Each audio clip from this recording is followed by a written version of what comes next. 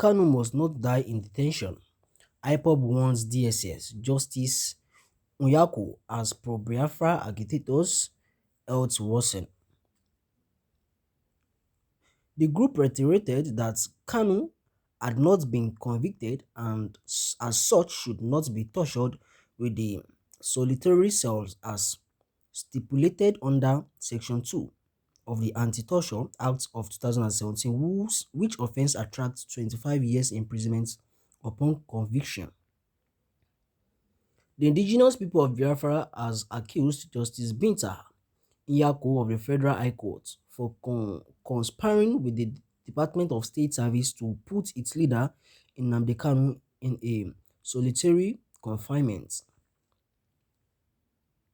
The group reiterated that Kanu had not been convicted and as such should not be tortured with the solitary cell as stipulated under Section 2 of the Anti-Torture Act of 2017, which offense attracts 25 years imprisonment upon conviction.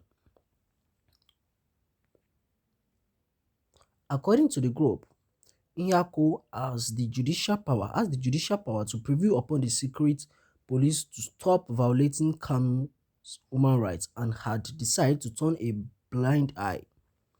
IPOB, however, warned that both Nyako and DSS will have themselves to blame if Kanu died in the custody of the secret police, stressing that his health was in critical condition.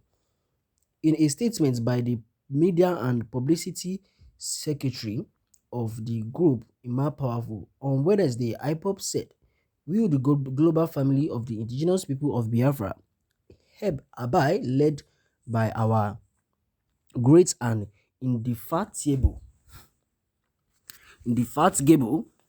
leader, Mazi Nnamdi Kanu, once again, which wish to raise alarm over the continuous detention of Kanu in solitary confinement at the State Security Service headquarters, Abuja."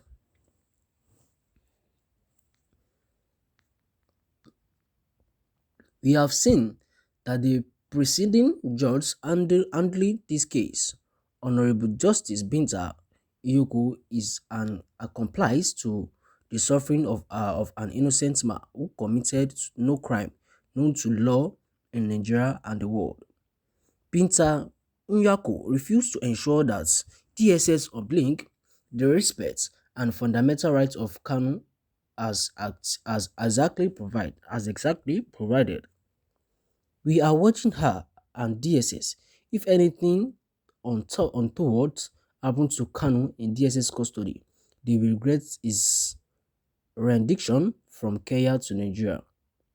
Our leader is being held in solitary confinement for 23 hours every day.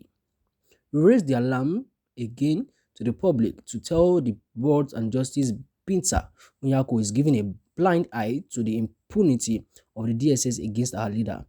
A judge should be fair to all, especially the accused who has not been convicted. Kanu should not be treated with brutality.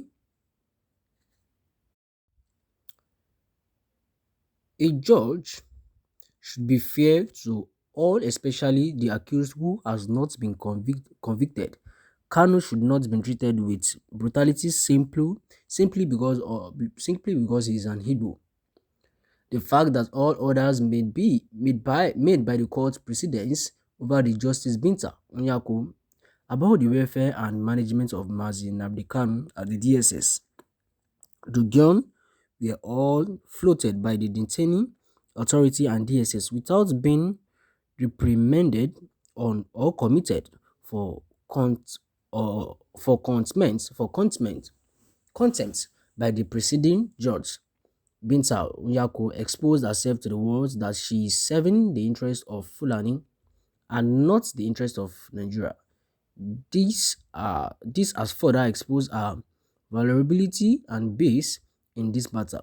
Solitary confinement of innocent person in a crime as stipulated under Section 2 and the Anti-Torture Act of 2017, which offense attracts 25 years imprisonment upon conviction. One will begin to wonder why should a judge be a party to the commission of the heinous crime against Nazi Nnamdi Kanu and the entire race like Biafrans. It is no longer to controversy that Mazi Nnamdi Kanu is detained in solitary confinement, where he is daily subjected to mental and emotional torture because of the belief for Biafra freedom and independence. We are calling on man and woman of good conscience and amnesty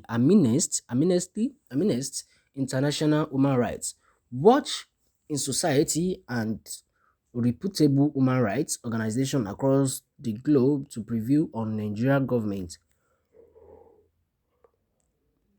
and the compromised security agency, particularly the DSS, as well as Justice Binta Nyako to release Nnamdi Kanu, whose health condition needs urgent attention. He should not be allowed to die in detention. As such, this scenario would not be in the interest of anybody.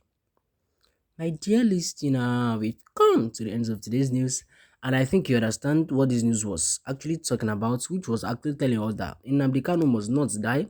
This warning was from IPOB to DSS and to Justice Nyako as pro-Biafra agitators out worsen. That's their leaders, the prescribed leaders of indigenous people of Biafra, Mazi Nnamdi Kanu, NMK, must not die in their detentions, and we are told that this man was actually convicted as such, should not be tortured with his and cell as stipulated under this man was stipulated under section 2 in the Anti-Torture Act of 2017, which offense attracts 25 years imprisonment upon conviction. And we are told this woman here, Justice Nyako, has turned a blind eyes to what is happening to the torture of this man in the detention of DSS, which is not supposed to be so. Because actually, to my own view, mere looking at this man was actually fighting for the freedom of his people, not for his only self-interest. And Nigeria see him, or let me call Nigeria government, see him or saw him as a threat, and that's why he was detained. Actually, we all know that they arrested him illegally, which is not supposed to be so.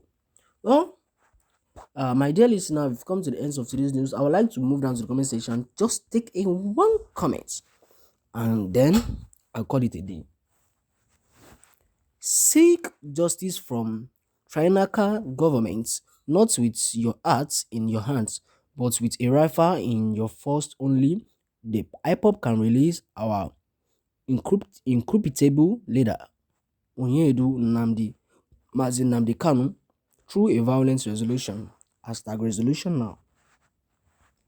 My dear listeners, we've come to the end of today's news. Please do drop by the comment section. Let's see what your views are about today's news. On these notes, I call it a day. I call it a quit. Please do not forget to subscribe to our YouTube channel. Thank you.